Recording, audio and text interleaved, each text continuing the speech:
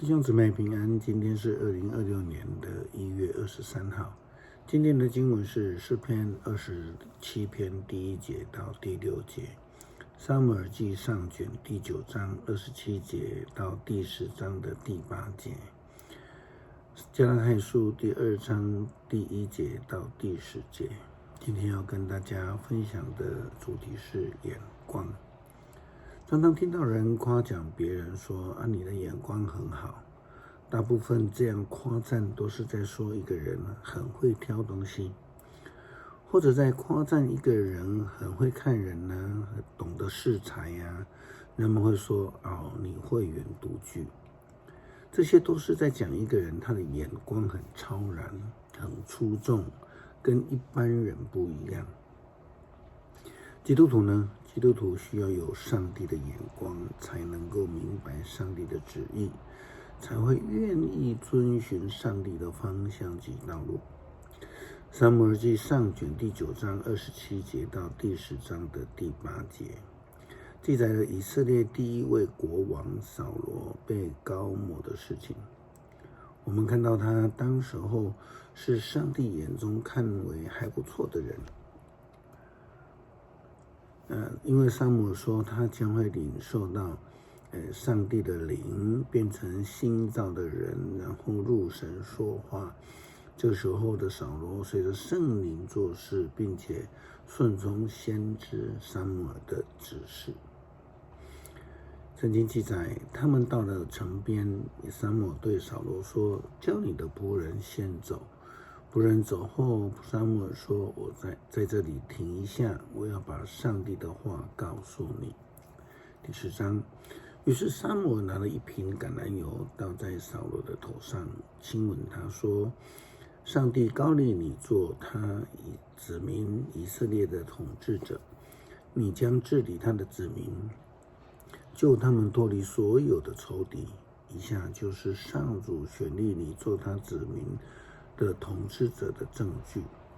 今天离开我以后，你会在便雅悯地区的谢上，靠近雷列的坟墓那里碰到2个人，他们会告诉你，你要找的驴已经找到了。你父亲不再担心驴，却是担心你，不断地问人：“我儿子该怎么办呢？”你从那里再往前走，到他伯的圣树那里，会遇见3个人，他们会去伯特利向上帝献祭。其中一个人带着3只小山羊，另外一个人带个3个乳饼。第三个人带了一袋皮带的酒，他们问候你，给你2个面包，你要收下。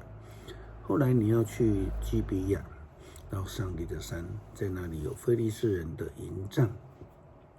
你在进城的地方会碰到一群从山上祭坛那里下来的先知，他们打鼓、吹笛，弹着竖琴，和气弦琴，并且受感忘形的说话。上主的灵突然要支配你，你会跟他们一起受感忘形说话，像是另外一个人。这些事发生的时候，你要照上帝导引你的去做。你要比我先到吉甲，我会在那里和你会合，并且献烧化祭和平安祭。你在那里等7天，我到了以后会告诉你应该做的事情。保罗在论到他所领受外邦福音的使者职分的时候慷慨激昂的论到上帝不偏待人。是的，上帝看重每一个他所创造的人，并且一样的施恩赐福给他们。保罗提到他开始宣教14年之后，他顺服主的启示，进入到了耶路撒冷，与耶稣的门徒雅各、彼得、约翰见面，被他们接纳作为外邦福音的工作者。使徒们是以上帝的眼光来看救恩跟福音，因此他们接受了保罗，一位当初欺压教会跟基督徒的人，并且因为有上帝的眼光，他们看见了外邦福音的需要，并认同差遣保罗成为外邦福音的使者。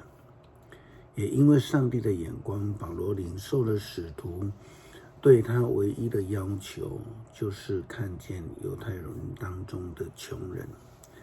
这也是保罗在宣教旅程当中极力在为耶路撒冷的犹太人当中的穷人募款的原因，都是因为有上帝的眼光来看，就成了上帝忠心的仆人。加拉太书第2章第1节到第10节这样记载：14年后，我跟巴拿巴回到耶路撒冷去，并带着提多同行。我上耶路撒冷去是遵照主的指示。在私下会见了那些领袖之后，我向他们说明了我在外邦人当中所传的福音。我不愿意我过去或是目前的工作落空。跟我同去的提多虽然是希腊人，但是没有被迫接受割礼。但有些假装信徒偷偷进入教会并接受割礼，要他接受割礼。这些人像侦探似的混进来，要侦查我们因信基督耶稣而享有的自由。为的是想要奴隶我们，可是为了要替你们保存福音的真理，我们这班人毫不让步。但是那些被认为有名望的领袖，他们地位高低我不在乎，因为上帝是不以外表判断人的。我是说，那些有名望的人并没有给我什么样新的指示，相反的，他们看出上帝把福音给外邦人的任务交给了我，正像他们把传福音给犹太人的任务交给了彼得一样。因为上帝以他的大能使我成为外邦的使徒，正像他使彼得成为犹太人的使徒一样。雅各、彼得、约翰这3位有名望的教会柱石，既然知道上帝把这样特别的使命交给我，就跟巴拿巴和我握手。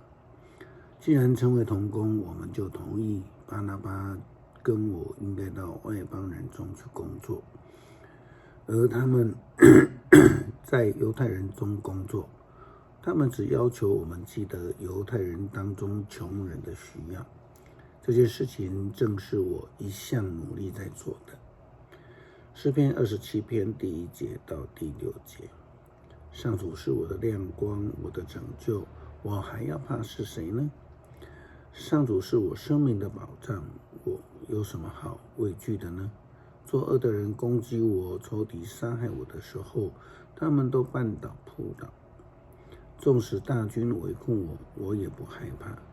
纵使仇敌袭击我，我仍然要信靠上帝。我向上主只求一件事，只有这件事是我的期望，就是一世一生住在上主的家，在殿宇里赞扬他的美善，寻求他的引导。我遭遇患难的时候，他庇护我，他使我在他圣幕里得到平安，把我安置在稳固的磐石上。因此，我要胜过周围的仇敌，我要在他的圣殿里欢呼献祭，我要歌唱赞美上主。恳求主帮助我们学习以你公义的眼光来看世界，领受救恩，并且领受你的差遣。求主帮助我们成为一位忠心的仆人，行公义，与你的慈爱同行。祷告奉主耶稣基督圣名求，阿们。